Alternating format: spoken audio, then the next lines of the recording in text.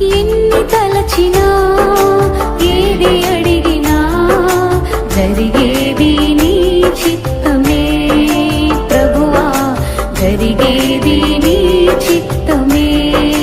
నీ వాక్కుకై వేచి ఉంటిని, మా ప్రార్థన ఆలకించుమా ప్రభువా, మా ప్రార్థన ఆలకించుమా. ఎన్ని తలచినా ఏది అడిగినా జరిగేది నీ చిత్తమే ప్రభువా, జరిగేది నీ చిత్తమే. నీ వాక్కుకై